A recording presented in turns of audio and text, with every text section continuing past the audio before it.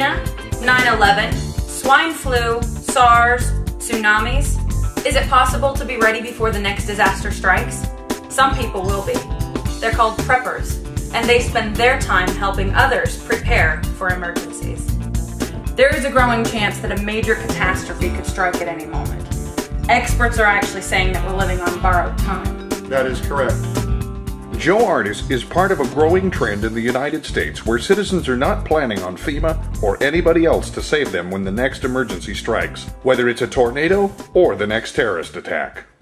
As executive director of Survivor Mall and co-host of Raiders Live News Talk Radio, Artis specializes in low-cost survival alternatives for the wholesale company.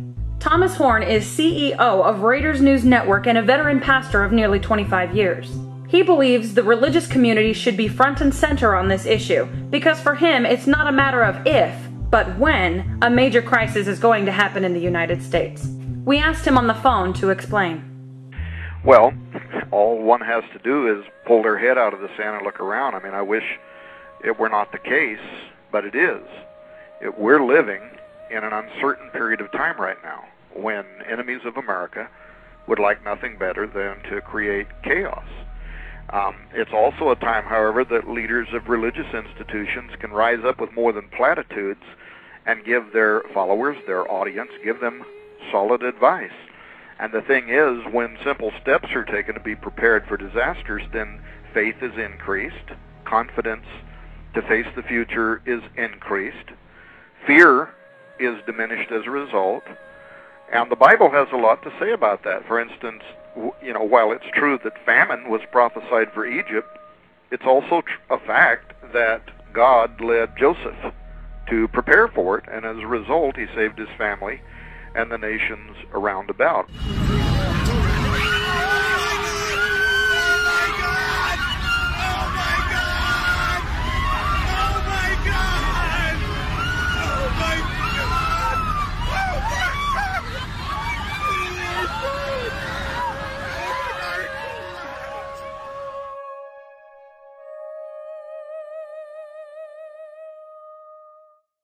Like Dr. Horn, we are finding that preppers are not just so-called survivalists any longer.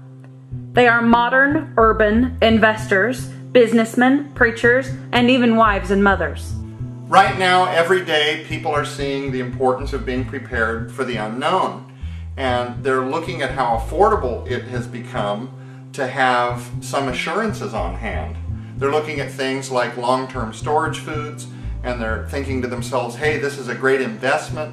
I can easily keep on hand at home enough food to keep me alive for like up to a whole year in the case of an unexpected catastrophic situation. What type of dehydrated foods are available, and in what amounts would they be needed if a person needed to stay alive for about a year? And how much would that cost?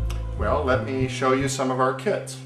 At Survivor Mall, we have several food supply kits. They vary in price to fit a variety of budgets. They vary in size. This kit includes 9 cans of Mountain House long-term storage food. These cans are good to store for 30 years. Obviously, we have a number of kits, so I'm not going to go into details about each kit. One of the most important things to remember about a food kit when you're selecting one is to make sure that you get the appropriate number of calories per day. The preparation for these foods is very simple. You basically add 7 to 9 cups of boiling water to the can. We've been looking at the smallest budget food supply kit available at Survivor Mall, but we also have kits that are much larger. We have 6-month kits and also 1-year kits available. Some people go all out, learning to live off-grid, buying windmills for electricity or solar panels, killing animals, and using their hides for making clothing. There seems to be no limit to how far you could go.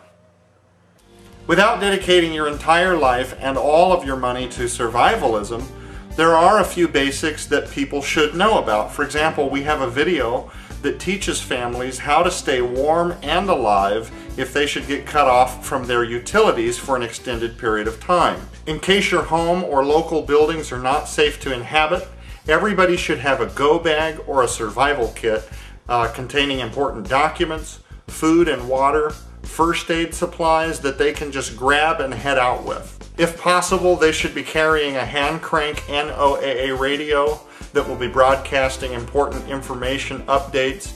And again, these are very affordable and one of our best sellers.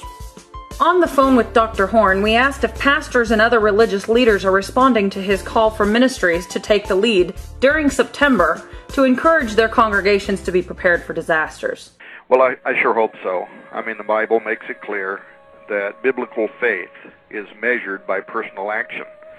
And Hebrews 11:7 describes true faith this way, saying, by faith Noah, being warned of God of things not as yet seen, moved with fear, and prepared an ark to the saving of his house, end quote. It's kind of like today. We don't know when the next terrorist attack or anything else is going to happen. The only thing that Noah knew was that it was prophesied, and he prepared for it. And then when the flood arrived, when the disaster came, he was ready. So the lesson is his faith in God, his obedience to God's word, his survival instincts, ultimately his preparedness actions saved his family and preserved the human race. You've got Homeland Security, FEMA, the Federal Emergency Management Agency, the American Red Cross, all out there trying very hard to encourage Americans, and especially those who have not yet taken time to be prepared for the unknown, to do so. And all I'm doing is adding to that as a veteran of more than 30 years of church ministry, I want to call on pastors and religious leaders to take a stand at the forefront of this issue and to make disaster preparedness some part of their ministry. Now, it doesn't need to define what their ministry is all about, but it should be part of the counsel that they are offering their followers. I mean, a pastor could literally save a believer's life by encouraging them to be readied for the unknown. After speaking with the CEO of Survivor Mall and some of his staff, I for one plan to keep at least the basics on hand. Homeland Security and FEMA are hoping that all Americans will take heed to this advice during September and make efforts to be prepared for future emergencies.